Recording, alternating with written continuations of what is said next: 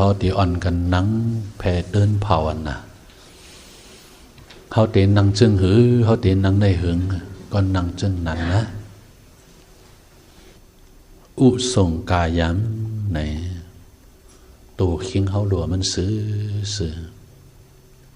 แองแอลเขาไว้ซื้อกอกหัวเขาอย่าไปก้มตั้งหน้าอย่าไปงายตั้งหลังตัวเขาอย่าไปเฮิงฝ่ายซ้ายอย่าไปจ่ายฝ่ายขวาหูในทอมตราเนี่ยในซึ่งซักใส่ไปจอมเนื้อตีเนื้อตัวเนื้อใจเขาเอาสติเขามาอยู่ตีขูหลังเขาเสีย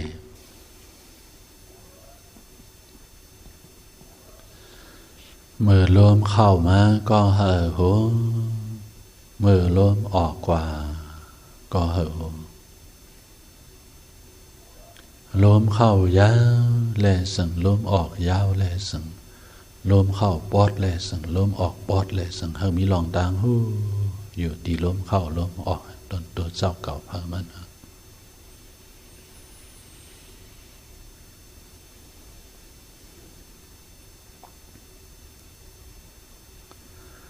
มังเจอในก็ย่ามเอาตีป้องแวบในก็ป้องเนี่ยแวบเนี่ยป้องเนี่ยแวบเนี่ยก็มัดหมายต้องจอมตีต้องเขานั้นก็ไล่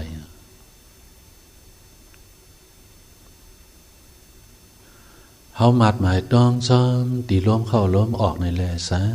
กว่ามัดหมายต้องจอมตีต้องเขามันนั่นแลสั่งป้อนอ่อนตอนไหนเขาตึกพ้องคัดเจอเขานี้นั่นกุย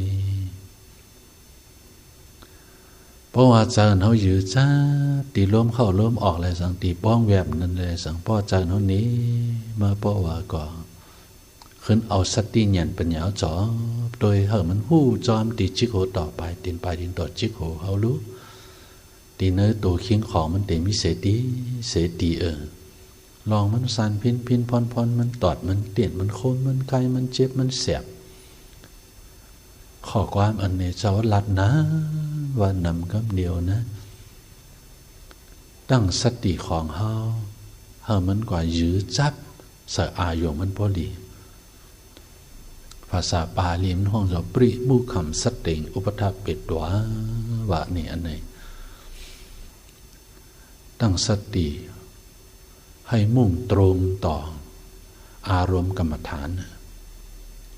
ที่อายงกรรมฐานอันเขาโหลดด้วยนั่นให้ก็ยื้อจับใส่พอดีตีเนื้อตัวเนื้อเขี้ยวมันเต็มมิเสติลองอันนั้นมันสานพินพรป่อมาเนี่ยต้นตึกป่อมันเหยียนสติปิงเอาก็อยู่เศร้าจอมตีนั่นไอ้หู้จอมมันตอดตอกแตกสานพินพรเมื่อใกล้นั้นเด้เจ้าอ่อนเนกว่าปอสินเมสินเขาตะกาศรัทธาเจอมาอ่อนกันหลอดห้อกลุ่มกุ้นมนเงาพระเป็นเจ้าฐานอาตันเฮงตีในเอามือในเจ้าเก่าในเย็บตีเส้นเด็ดอันนั้นตอดตอกหน้าจ่องหันเนี่ยหันเนี่ยเขานับได้นับ10 คำ30 คำหน้านี่ก็อ่อนกันว้ายาวเป็ดกว่าสารอันวายมันมีอยู่2เมียวอารามณูปานเนกสารเจมดังขึ้นลักขณูปานเนกสารไหนมันมีอยู่2เมียวอารามณูปานเนกสารนั้นเอาเจ้าก็ยื้อจ้าอายงเสตีเหอยู่เสาจ้อมไอตีนั่นน่ะกอบไหนมือพ้องตีหลอดห้อกุ้งกุ้นบนเงาพระเป็นเจ้านั้นเจ้าลาดกว่าเยอะเอาหมากตาเขาด้วยตีวงสีขาวผู้พางพระเป็นเจ้าอยู่ตั้งเนื้อมันนั้นรับตาก็หันเหมือนตาก็หันหน้าวงสีขาวมันเป็นกสินเอาเจ้ายื้อจับตีวงสีขาวอันวันอันนี้เป็นอารามณูปานเนกสารอันนี้เป็นสมถะเมื่อพ้องเขาหลอดห้อกลุ่มกุ้นบนเงาพระเป็นเจ้าอยู่กำในบื้นเขามาห้อมมันตอดตอกแตกสานพินพรเขาตึดเมื่อตึดเขาหนึ่งยุกยักเอาสติเงียนเป็นยาวก็หู้จอมมือพ้องหลอดห้อกลุ่มพระเป็นเจ้ามันตอดตอกแตกตีเนื้อผ่ามือมันสานพินพรตีเนื้อตัวเคียงมันหนึ่งคุยุกยักหู้จอมลองมันเป็นมันนุตีตัวเคียงเฮา ผ ผู้จอมลองมันเป็นมันดูเพราะไหนอันในสำคัญเป็นวิปัสสนาญาณคำเดียวนี่กอบไหนพระเป็นเจ้าฮอว่าหืออันว่านั่นดีเนอะธรรมปตานั่นนะนัตถิสานัมอาปัญญสะปัญญานัตถิอาสายโตยามหิจานันสะปัญญาสะสะเวนิปานะสันติเกไหนก็อัมมิปัญญานั้นอัมจางมิสันสมาธิก็อัมมิสันสมาธินั้นอัมจางมิปัญญาก็อันมิสันสมาธิและปัญญานั้นเด้มีอยู่จำหิมในป่านในกล้วยว่าพระเป็นเจ้าพ่อว่าอันในมาตินธรรมปทกถา372อันเขาตียามยินมาในตีอโลในป่าในมันไกลหนาไกลหนามันถึงไล่หลอกอันว่านั่นคนก็เลยมันมีสารสมาธิและมีปัญญาพวกไหนในป่าในมันอยู่ก็ในก้อยอยู่จับหิมเฮาในก้อยเป็นรู้ในมันเป็นตุฆาสัจจาเพราะเนียนก็หู้แจงมันหู้แจงมันติ๊กอันหู้แจงเป็นดูตุฆาสัจจาสัมเป็นมรรคสัจจาเพราะหันเป็นดูสุดกว่าก็พอหุบทบหันถึงมรรคผลในป่าเนี่ยรู้เป็นดูตัวแต่ขั้นไว้ก้อยกอบไหนตีเนธรรมปตานพระเป็นเจ้าฮอวานี่ก่อนมันมีสารสมาธิและมีปัญญานั่นเดอยู่เกิดนิพพานไว้ก้อยว่ากอบในข้าวยามมีกากันอ่อนสึกด้วยตีเนตัวเนคิงเฮาชิโคต่อปลายตีนต่อชิโคลองมันโคมมันกายมันเจ็บมันแสบมันสั่นพินพรมันตอดมันเต้นก็หู้จอนลองมันเปลี่ยนมันดูพระเป็นเจ้าข้อว่าไว้ในโยจะวัสสัตตัมชีเวอาปัสสัมอุดายเปียมเอกาหัมชีวิตัมเสยโยปัสสัตโออุดายเปียมเนี่ยก็อำหันยกนำคันถาเป็นดูไหนว่าอายุอาศักยาวยันปากปีในก็อำแม้ด้วยก่อนหันรูปนำคันถาเป็นดูในอายุอาศักมันยาววันหนึ่งก็แบดต้นหนาในว่าอันในมาตีเนธรรมปตกถา113นี่กอบไหนพอเขาหันคันถาเป็นดูมาเขาดูไว้นำจะฮัดหันเสร็จเลยตัวกว่าก้อยแหละชิโคต่อปลายดินต่อชิโคลองมันสานพินพรมันตอดมันเต้นมันคมมันไกลมันเจ็บมันแสบ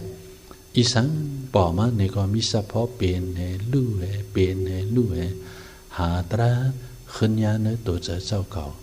เนียนอันเฮาฮู้จักหันลองมันเป็นมันดูอันนายาวห้องชื่อว่าวิปัสสนาเนียนอ่อนสึกด้วยกว่าติ๊ก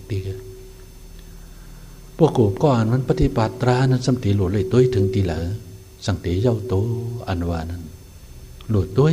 เฮาหันขันถาเป็นดูในสัมปสุดนี่หันขันถาเป็นดูสุดสัมเป็นซึ่งหือสัมมีข้อคำถามมันไว้อยู่เป็นดูในเพราะเหยียนเอาตัวกว่าติ๊กมันหมดสุดได้เตะโลกุตราอันว่านั้นโลกาในมันจางหมอลู่แล้วอุตราปองว่าป้นหลอดมันพอสองอันไหนมาล้อกันห้องจะว่าโลกุตระเงียนอันว่านี่อันมันกับโจกพอกเสียเลยหู้จักมันเพราะอะไรมันปฏิบัติตราอันว่านั้นหู้จักหันถึงรูปนำคันถาเป็นดูให้ในตัวกว่าติ๊กไอ้ตัวกว่าอันนี้เงียนนั้นมันแก่ขึ้นมามันดีอิ่มเมื่อจ้านจางใจป่อมาในก็อ่ำดื้ออ่ำเศร้าสืบตัวกว่าเป็นดูเนี่ยมันแจงเลี้ยงดีมาติ๊กคนย้ำเบื่อเหลียวในกำปั้นดำเนี่ยมันเตียนยาสัญญาจะสักจะจ้าเพราะจำเข้าสู่มรรคโผมานั่นโหใจคมลืดลาดลงไงไปเอาก็ซ้ำไข่จุกเอาซ้ำไข่นั่งเอาซ้ำไข่นอนก็สำลับขุ่งคุดตรงนี้วินฝ่ายซ้ายก็นอนรับได้วินฝ่ายขวาก็รับมังกรยะเจอสักเจอจ้าพี่เพชรย้อนเนี่ยจังติหันเป็นสุดเลย มังก็จังเตียจะสักจะจ้ามันคำอ่อนไงเพราะหันเป็นรู้สุดเนี่ยอยู่ดีละอยู่ดีอันเขาเลยเฮ็ดมากามเจนั่นอยู่ดีเจออยากาโตสะโมหะของเขาพอมีเจออยากาโตสะโมหะนะในก็เตียลองเมื่อปฏิบัติระเตียลองทุกขายาผืดแห้งลองจะสักจะจ้ามันเตียนั้นเพราะว่าเจออยากาโตสะโมหะมันบ่มีนำบ่ไหนปฏิบัติเนี่ยมันก็เต็มยาลองเจ็บลองเสียบลองจะสักจะจานแจ่มเจเนี่ยมันเต็มบุญยามันก็จ้างหยาบๆไปจังตีไล่ตรามันก็จ้างง่ายๆไล่ตรามันก็ปืนกันนี่ปืนไล่ตราอันเป็นจังเลยพอเนี่ยเนาะหันขันถาเป็นดูอันว่านี่มันจ้ามักจับผูไว้ก็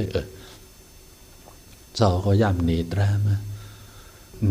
มานั่น10 วันเต็มก็เต็ม10 วันเนี่ย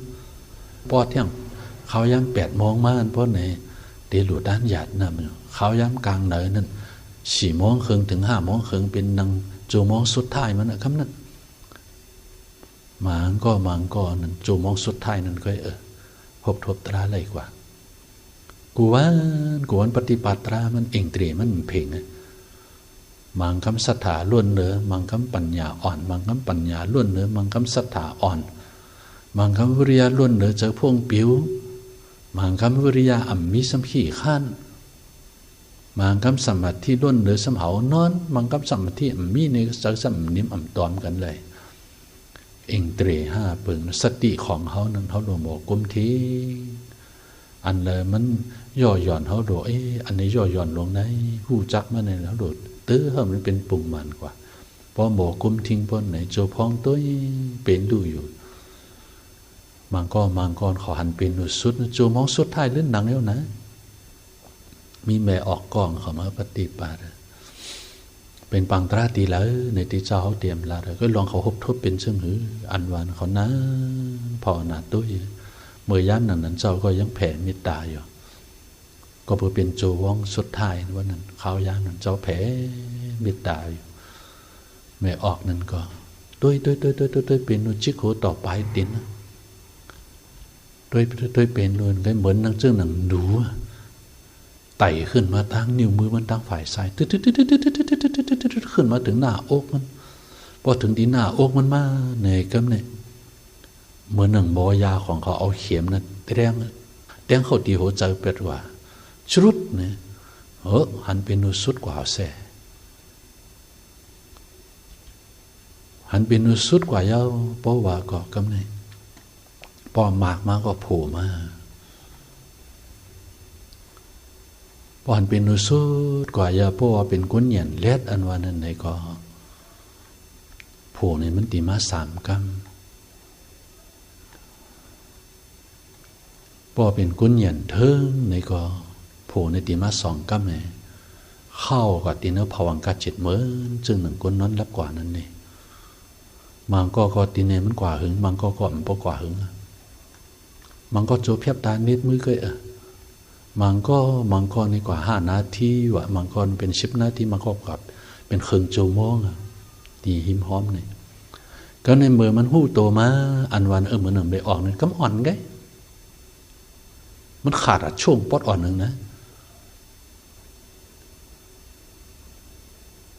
ก็เนี่ยเหมือนหู้โตมามือใกล้ก็ตัวเป็นดูจังไหนนี่เมื่อหนึ่งดูไต่ขึ้นมาว่าถึงตีหน้าอกเมื่อหนึ่งบอยาเขามันเอาเข็มมาเตี้ยงชุดดีกว่าเนื้อเกยซ้ำมันกว่าตีเหล่าเขาซ้ำในครับผู้สั่งในเนื้อหิมเนี่ยเป็นดูเชื่อนั่นกว่าเหล่าโมดแล้วมือใกล้นั่นย่าจะสักจะจ้าอิดซ้ำกว่าเหล่าโมดเราก็เนี่ยมันว่นกว่าว่นขึ้นพวกกับปฏิปัตราไหนมังก็เขาว่าเหยียน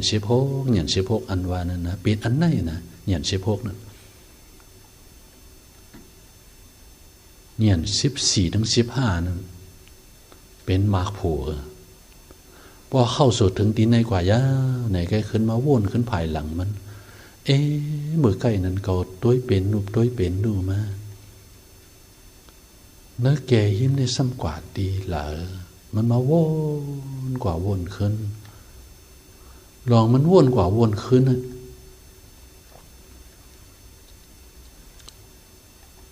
วนเส้นต่างมากโผล่ในป่าน3 ข้อนี่วนกูก็เจอฮูลิก็วนเจออันฮูลิก็วนเจอเลยมีเปาโซตานนำนั่นเตอ๋อเกาหบทบตรามักโผล่เอาอ๋อสักแก่ติดที่วิสิกิสาศิลปะปรามาซาเนี่ยมันขาดเปียดยาวอ่ำมีในอกน่าใจเก่านี่บางเจอนั่นก็วนนั่นกิเลสานเจอขาดยาวกิเลสานเจอยังเหลืออยู่2 ข้อเนี่ยบางเจอก็วนบางเจอก็อ่ำวนพอมันวนเต็มป้นในโสดาปันปุโกเนี่ยมันมีปัสสาวะขณะเนี่ยนี่มีอยู่5 ข้อนะวนลองมาแก่วนลองโผล่วนลองเด็กป่านอันมันในหันลองมันยิ้มเย็นกว่าเก็บกำอ่อนนั่น3 ข้อเนี่ยวนกูก็กิเลสเจอขาดอยู่กิเลสเจอเหลืออยู่2 ข้อนี่บางเจอก็วนบางเจอก็วนพอมันเต็มพ้นในวน5 ข้อนะพวกกูก็อันมันหันขันถาเป็นนูสุดยาวเหเลยกำเนี่ยเข้าสุดถึงโสดาปริมาผูกว่ายาวเหกำเนี่ยเป็นอริยโสดาปานี่พระเป็นเจ้าเขาว่าพรดีอโจลองเข้าสุดถึงโสดาปริภูนี่มีอยู่6 เปิงว่าเพราะภาษาไทยไทยนี้ว่าไว้1เที่ยงในพระสัทธธรรมตราสุดกองผู้คนดีเขาในเจมันยาวว่าเจมันเนี่ยสังอันมันหันอยู่ในตีขึ้นดูขึ้นแห่งตั้งหน้านั้นมันมั่นใจเลยลีนาอย่าง2มีธรรมอันไม่เสื่อมตรามันนี่มีลองหยบยอมขึ้นตีโลกมาเป็นปุถุจันทร์เนี่ยมันเป็นอะไรก็ตราของมันนี่พอมันเข้าสู่ถึงมรรคผลยาวพอว่าก่อนในวันหน้านั้นตาตีขึ้นแห่งตั้งนานมันมั่นใจนั้นแน่นอนเดียเดี๋ยวโลกมาขึ้นมาเป็นปุถุจันทร์ขึ้นเป็นโดกว่าแห่งตั้งหน้าที่ติ๊กไว้เมื่อเป็นพุทธจารย์นั้นมันไปว่าไรสารเพราะมันคัดใจครบทุกบันถึงมรรคผลเป็นโสดาปันยาวเพราะว่าก็กำลังขึ้นคัดใจขึ้นไล่สารสมาธิเลยสมมติไล่ถึงรูปาสารว่าอรูปาสารว่าพอตายก็ไปถึงตีเมืองสางเตียนสูงนั้นมีนามตระอันเดียวตีนั้นพอเป็นพุทธจันทร์เนี่ยถึงวัดตีนั้นซ้ำจางในตระมรรคผลเลยก็พอหูมีนามตระเลยพวกกูผู้อันมันเข้าสู่ถึงมรรคผลยาวเสกครับเนี่ยขึ้นคัดใจเฮ็ดสารในกว่าครับเนี่ยขึ้นถึงตีนั้นกว่าเพราะว่าก็เขาขึ้นตัดตีขึ้นแท่ง2 3 4มันเตี่ยขึ้นในแท่งตั้งเดินนั่นเนี่ยตาตีโลมันอยู่ตั้งมันเนี่ยมันเจอก็3เมื่อทำที่สุดทุกก็ทุกจะไม่เกิดอีกแล้วยังมีข้อความว่าน่าจะหมายความว่าทุกชนิดไหนล่าได้แล้วก็จะไม่เกิดอีกยังมีข้อความมันในอยู่ทุกข้าอันเหลอมันปากเป็ดเย้ากว่านั้นนะทุกข้าอันนั้นมันขึ้นปอดแทงนี่สรปันปุกโกนี่มันหันขันธาเป็นอุสุดเพราะว่าก็ทุกข้าอันตีได้กาเกิดตายสัมพอนับอ่านเอาสัมพอมันไรนั่นมันเปลี่ยนยาวตีนะมันก็เที่ยงเจ็ดจัดก็ยาวว่าลองตุกอยากสอดป่านนั่นมันมีลองบักคานมานานเนี่ยมันพระเป็นเจ้าเขาว่าไว้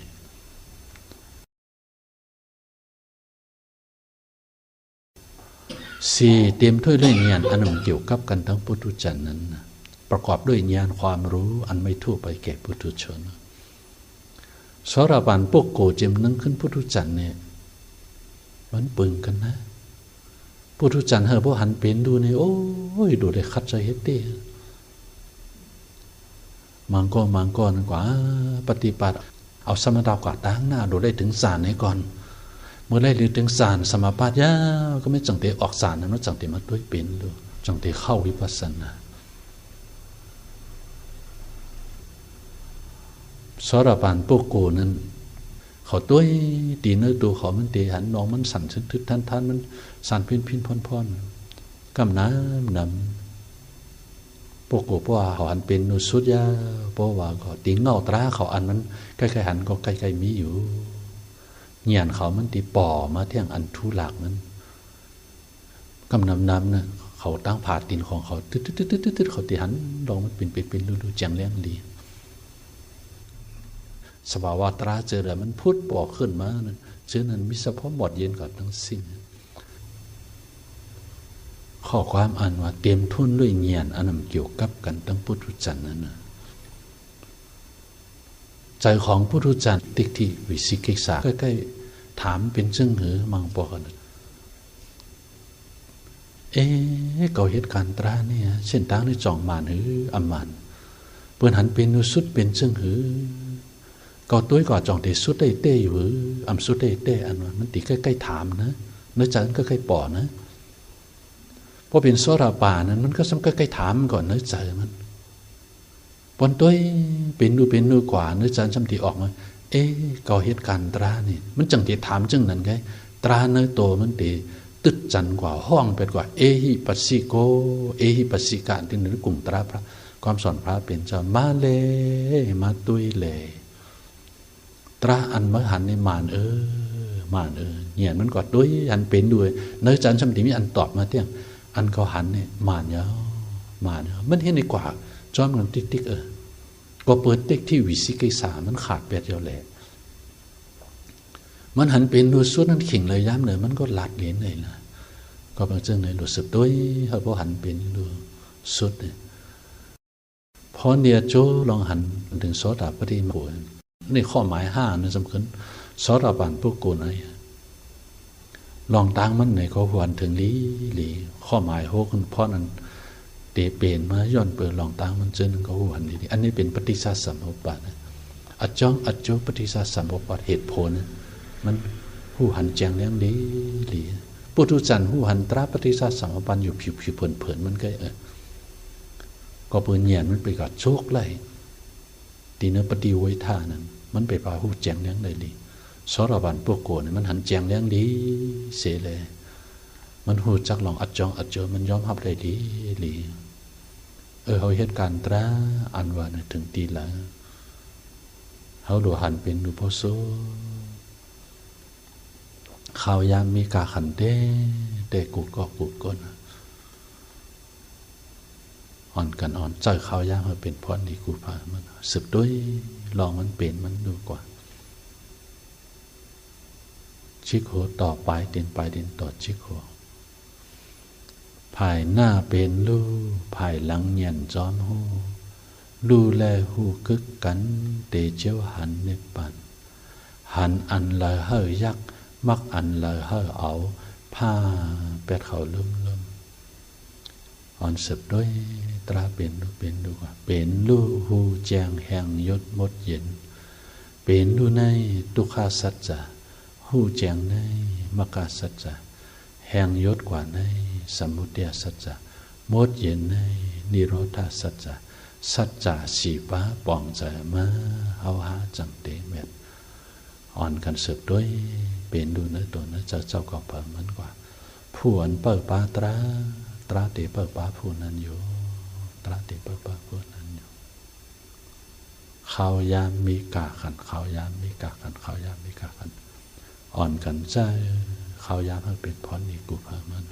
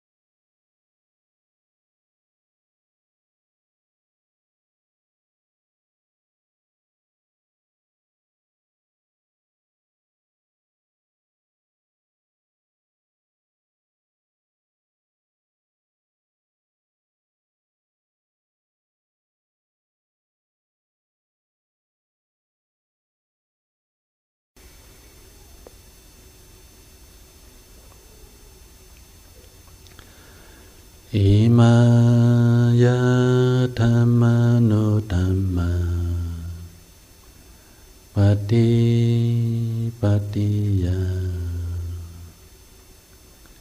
พุทธังปุเส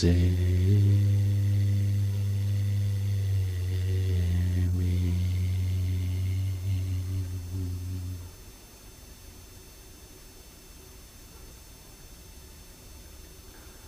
อิมายาธรรมโนธรรมาปฏิปฏิยาธัมมังปุเสมิ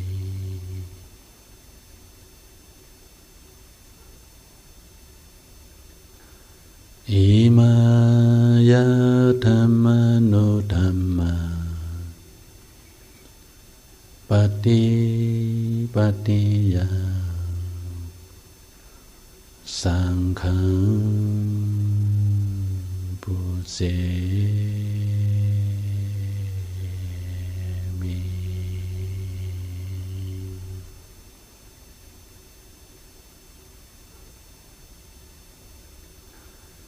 จอมเอาลองแจ้งตั้งกำตราสมถาวิปัสสนาตาเหบ่ฮู้จักหันถึงตราโลกุตระเก้าปึงในสิแลดูข้าพบไว้ปูดศอกดูด้านถึงตามตีพระเปลี่ยนเจ้าติขาอ้อ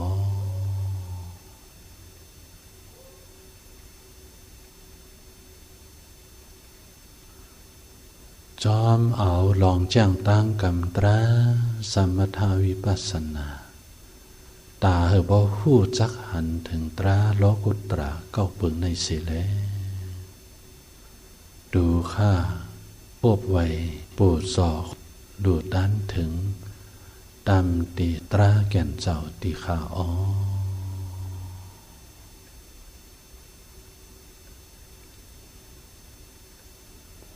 จอมเอาลองแจ้งตั้งกำตรา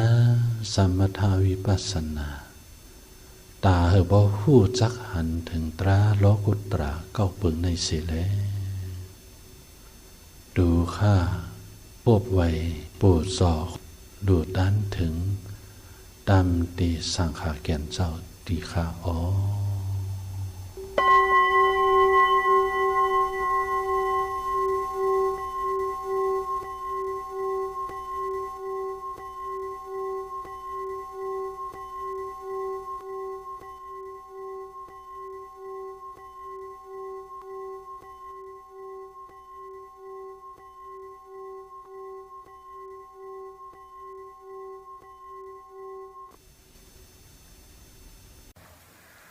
พุทธ